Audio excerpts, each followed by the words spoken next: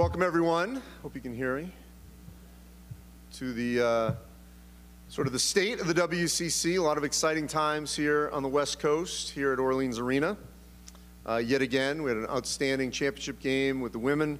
BYU beating Gonzaga, their third championship for the WCC since they joined the league. And I know tonight we'll have a great championship game between two rivals with the Gonzaga men and St. Mary's. I don't care, what kind of year St. Mary's has. They always are sort of the thorn on the Zags, and that's been a consistent thing. And with a chance to see the #1 team in the country, clearly I think the #1 overall seed and potentially the favorite to win the national championship to get back to a Final Four second time in 3 seasons. With that as a backdrop, I think over the last year, and by the way, I should introduce those that don't know me. I'm Andy Katz. I should say that, I guess, never assume.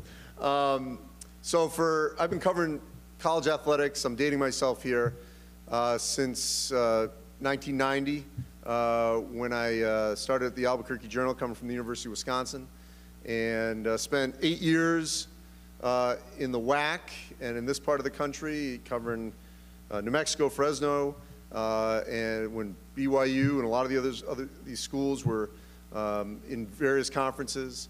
I'm thinking back to 1999. I was actually interviewing for ESPN at the time, which was called ESPN Sports Zone. Now it's obviously become ESPN.com, and followed the Zags to Phoenix. And I wouldn't say it's been a love affair for 20 years, but it's certainly been a good relationship for the last 20 years. And certainly. My fondness, I would say this, my fondness for that program is, and I say this because they do it right, and I would say that the majority of the schools over the time in this league, regardless of their membership, have had the high character and ethics that we've seen. The NCAA and Turner, as well as the Big Ten Network, and now adding a little Fox as well, and also helping out a couple conferences, notably the West Coast Conference, and it's been a great year this year helping them out and seeing the rise of this conference. Bless you. There's a great history in this league, and those that are old enough, I can't say I remember obviously watching because I wasn't alive to see Bill Russell, but to play. But there's great history in this league with USF, with Bill Russell obviously, and Casey Jones. I was alive to see the Loyola run in the 80s. I remember great rivalries when I was covering the West in the 90s between Pepperdine and Gonzaga. There was just a number. Santa Clara, I was dating myself on one of the pieces I did for the WCC because I mentioned Toso Pavilion. And I remember, obviously, all the great times at Santa Clara. I've been there many times, been to the Slim Gym at San Diego, one of the most beautiful campuses. Malibu obviously is #1.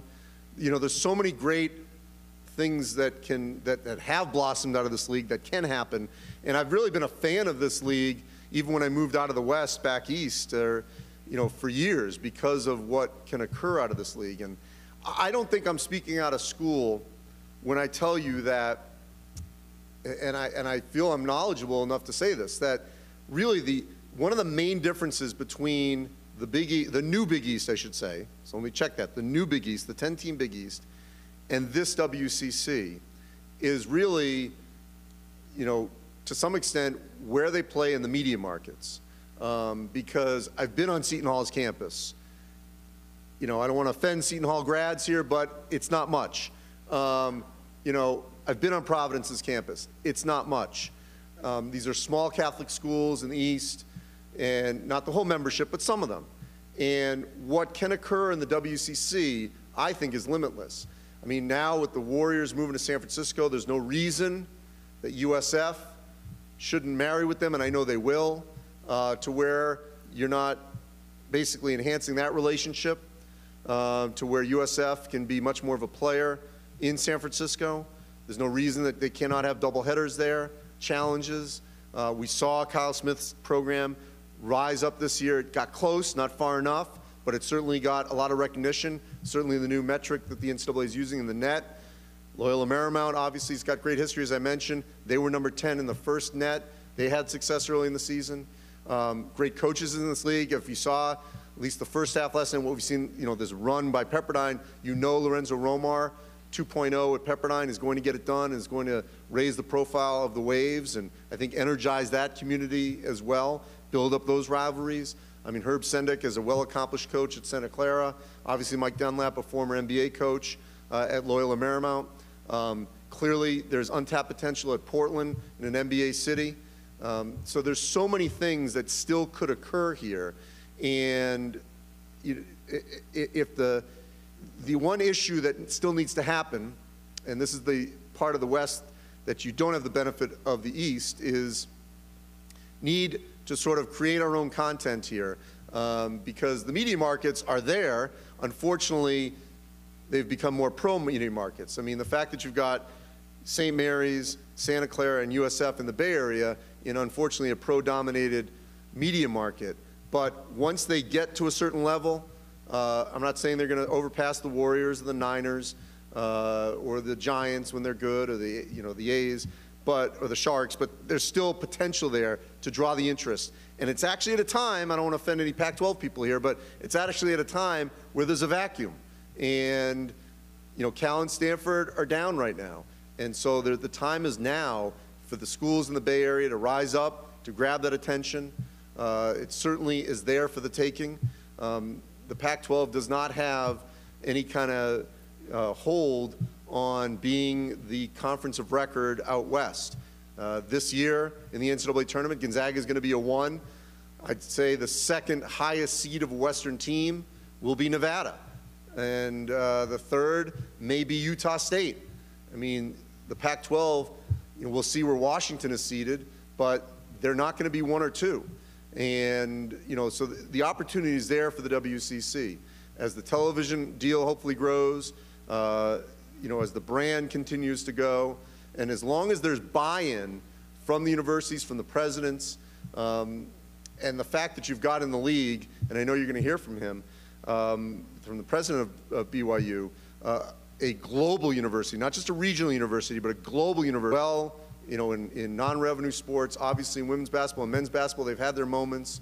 Unfortunately, the Jimmer Fredette moment was just right before they joined the league, but certainly that might occur again. But the brand names here with Gonzaga, BYU, the history of USF, Loyola, all these other institutions, I think we're finally seeing the facilities are being built, the realization of what can occur if you have a successful program that's got high character, high ethics. There's no debate what has happened to Gonzaga as an institution over the last 20 years in terms of money that's come in terms of admission standards, in terms of enrollment. For those that have not been there, the facilities are off the charts. And I get irritated when I hear the labels of mid-major, this. First of all, it doesn't mean anything because it's all what you want to put in. And anyone that has covered college athletics knows there is nothing mid about Gonzaga and BYU as a start. They don't pay their coaches that way. They don't travel that way. You don't get 20,000 fans in an arena like the size of the Marriott Center and call yourself middle or mid or not high level in any form. So that has to get out of the vernacular, number one. And I think that we're now seeing the buy-in from not just the incredible leadership of Gloria Nevarez of the WCC, who's a trailblazer in her own right, as one of the leading female commissioners in the country. She's a forward thinker.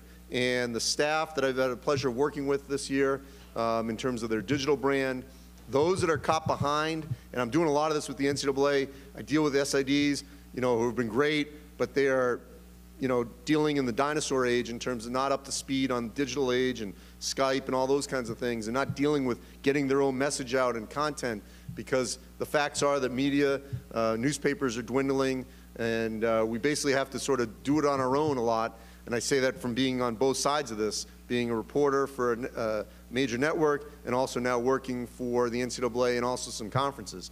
You got to create your own content, and it's there to be created because there are fans and there are interests of literally every sport. It's not just parents and neighbors and friends. We see the interest that we can get And the numbers were off the charts when I saw, for example, when I went to the volleyball Final Four and the Nebraska fan base that follows Nebraska. BYU was obviously there in the semifinals. They've got a great fan base, I know, in that sport as well. So there's so much that can be done untapped, and I think the potential is limitless at a time in college athletics where you have to think forward, you cannot go backwards. And if you've got a league in major cities like this league that's got history, that has universities, yes, that are mostly private or all private, but as long as they buy in and the alumni realize what can occur, what happened with Loyola Chicago, how that changed the narrative for that university. And you've got an example in this league right here.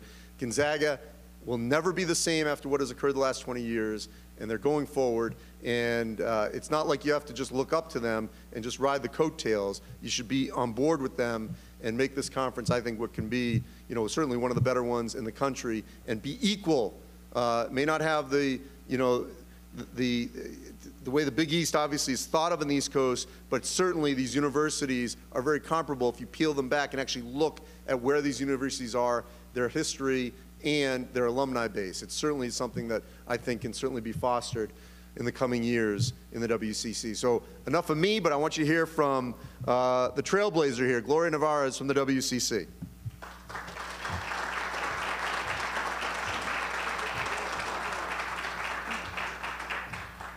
Andy, thank you for taking the time to help us kick off this press conference and for all the work you've done for us over the years representing our teams across the nation. So let me just start by welcoming everyone. Thank you for making the trek to Las Vegas to support our student athletes in our powerful display of basketball.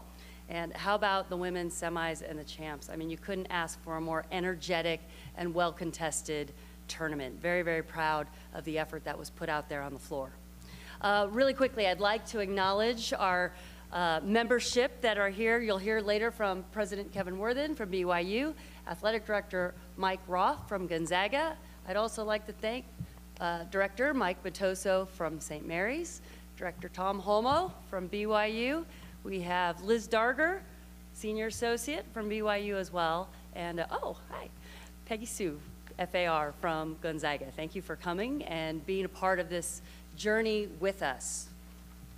So real quickly, just want to talk about the state of the West Coast Conference. I've now just about completed my first year at the helm, and honestly, really, there's no more lucky position than to have the #1 team in the nation in our league.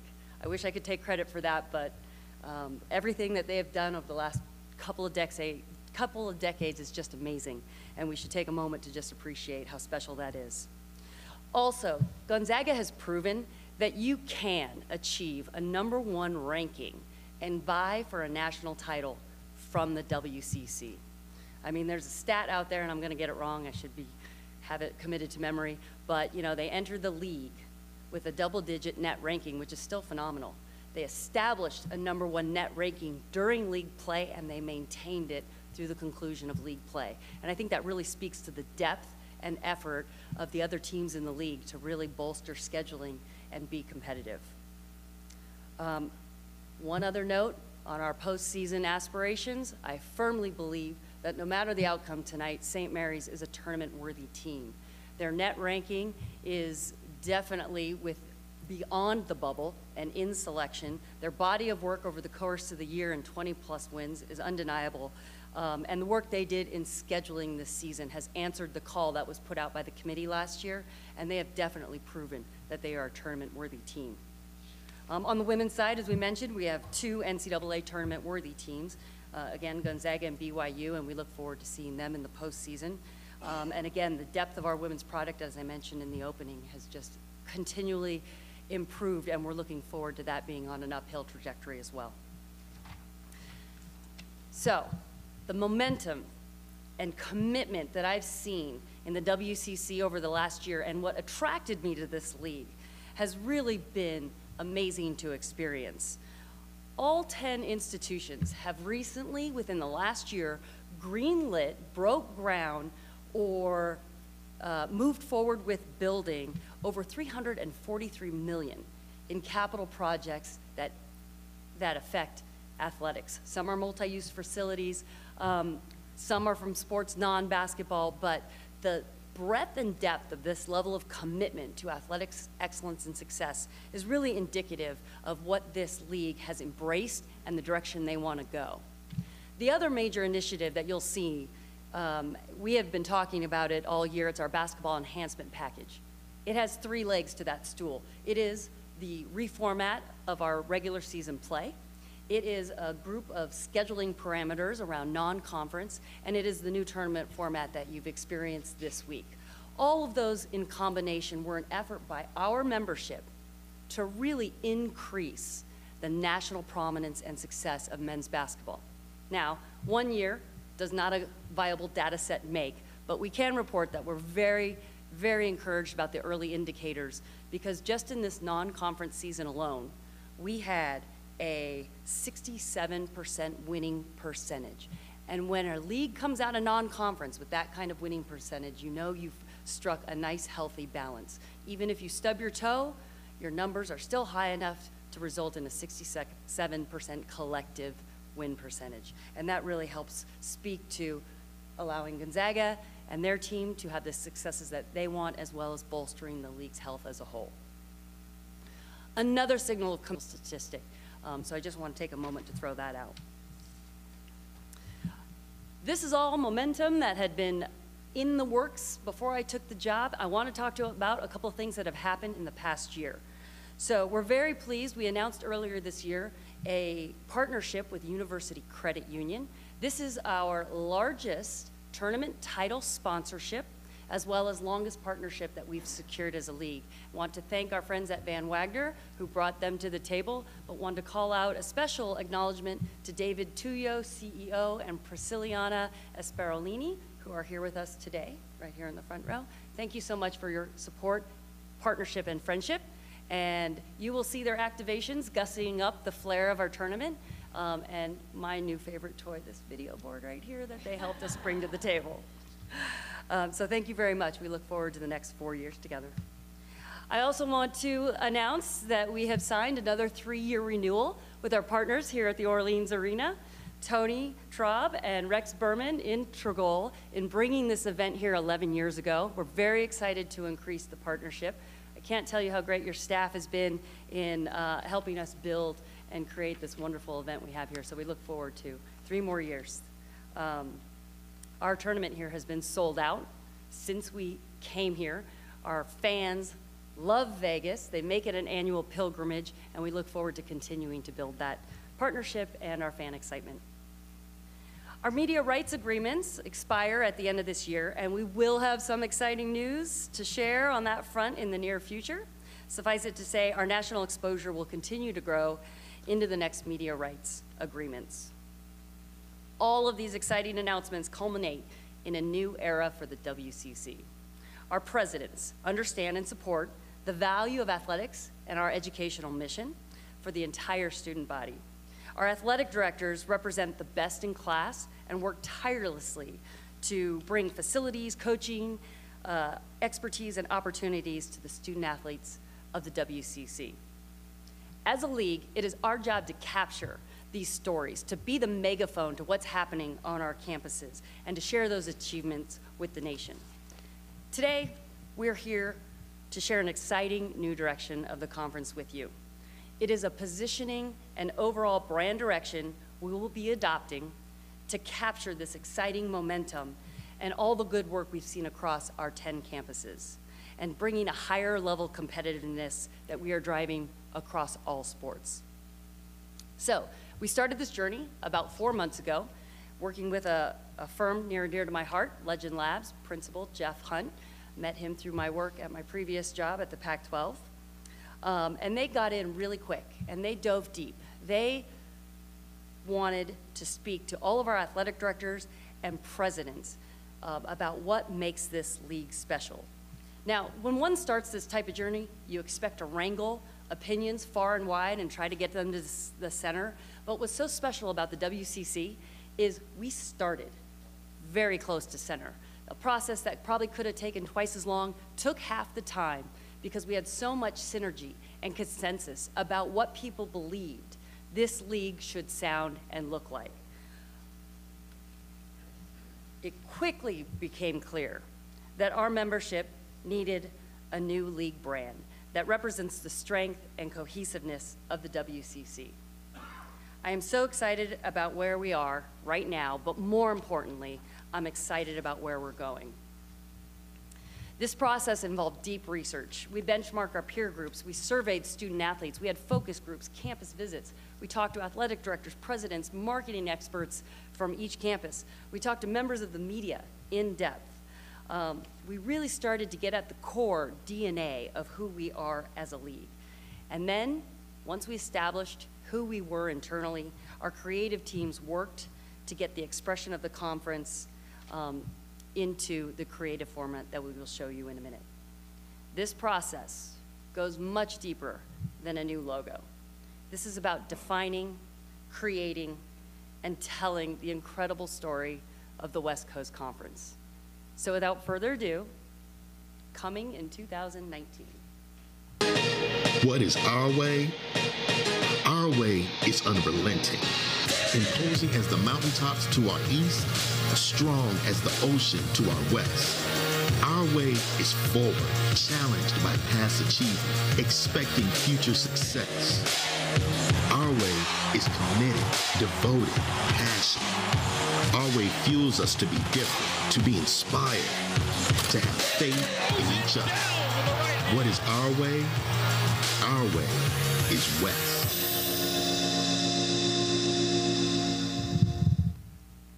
I'm just putting this back over here. I hope you can see and feel the excitement that is captured in this new brand for the WCC. I just think, I love it. It's bold, it's strong. You could see it on the courts, you could see it on uniforms, and we're really excited to share this with the nation. Our student athletes love it, and thanks to the inclusive process, I really feel they are gonna take ownership of this new brand. And frankly, I just think it looks really cool. With that, I'd like to welcome to the stage President Kevin Worthen of BYU to talk a little bit about the process.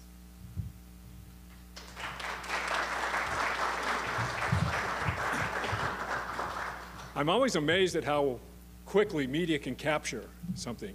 You'll have plenty of time to digest what you just saw here, but let me tell you, it's very dynamic, it's very exciting, and it captures so well what this conference is all about.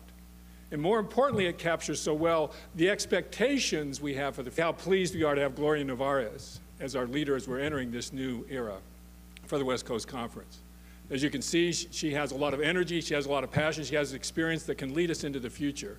And this has been an excellent example of that in process, this whole new direction and branding process. We're grateful for that. The way in which she indicated is very inclusive, very collaborative, and it is telling both about the conference and about her. The athletic directors, marketing people, and most importantly of all, the student athletes at each of the campus. I think there were over 600, if I remember, who were involved in some way, shape, or form, and will capture well what makes this conference so special, so remarkable. We are a conference, and there are others who fit in this category as well. We don't set ourselves completely apart, that really believe that student athlete is not an oxymoron. It is something in which we want to couple together the people are student athletes, and more importantly, and this is more distinctive about us, they perform in the classroom and outside the classroom for a higher purpose. They play on the fields of play for a higher purpose. And that's part of what this conference is all about.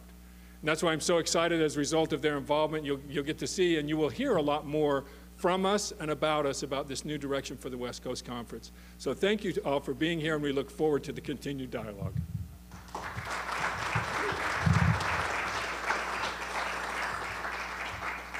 Thank you. I forgot to mention, President Worthen is also our current chair of our council and definitely was marshaling this process through the entire time. So thank you for all your availability and effort. It seems fitting that we are announcing this new direction on the eve of our teams entering the NCAA tournament with one of the best seasons we've had from our league as a whole, as well as the #1 team in the nation. So I'm pleased to welcome Athletic Director Mike Roth from Gonzaga to speak about this exciting era and the athletic director's representation in this process.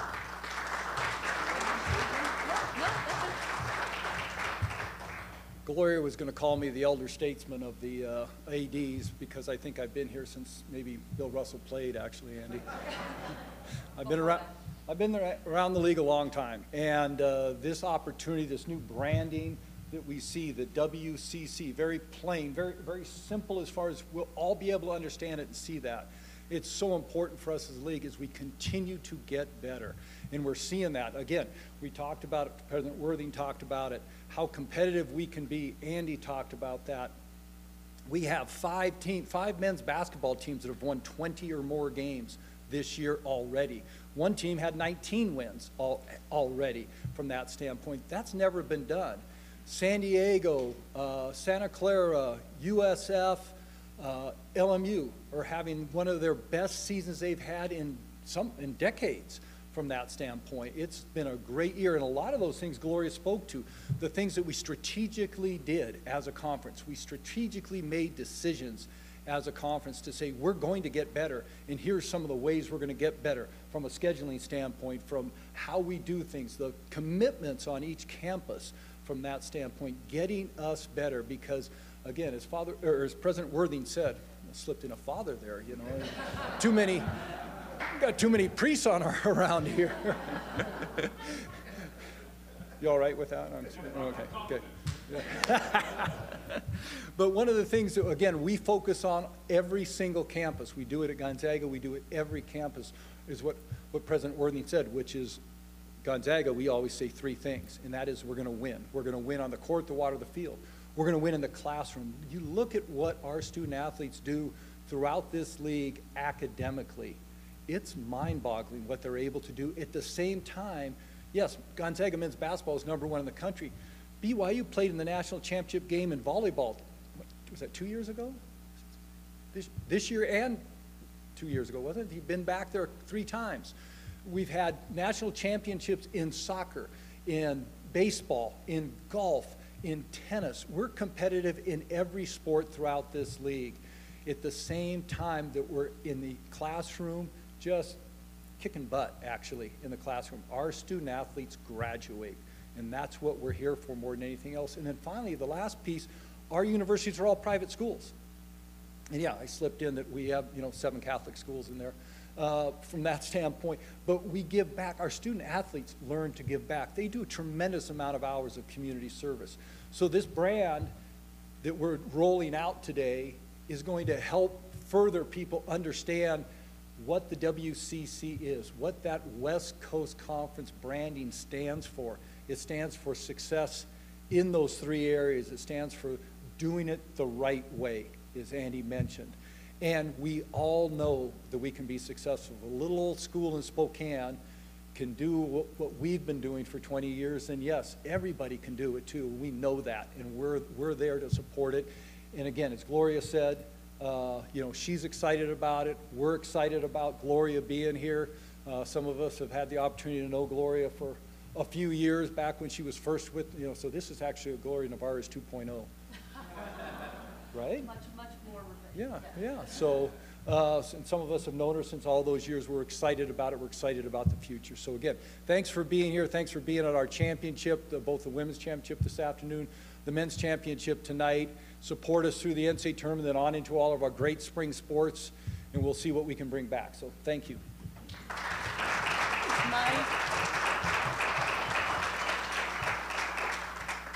You were making me nervous there, Mike. I thought you were going to share a story about me from Gloria 1.0. I hope you... No. All right. So, again, I want to thank everyone for being here. Again, I think you could feel the excitement and energy from our membership from top to bottom. You'll see it in our student athletes. And I just want to be clear. I mean, we are announcing far more than a new brand and a logo. My hope is we're putting a stake in the ground to claim our position as one of the leading conferences in the nation. I'd like to thank everyone who's been part of this journey with us, and for us in this last year. More work to be done, for certain. Thank you to our council members and President Worthing and Mike Roth for taking the time to speak to us today. I couldn't be more excited about what we've achieved so far, but more is yet to come. So thank you for hanging with us. I'm available to answer questions.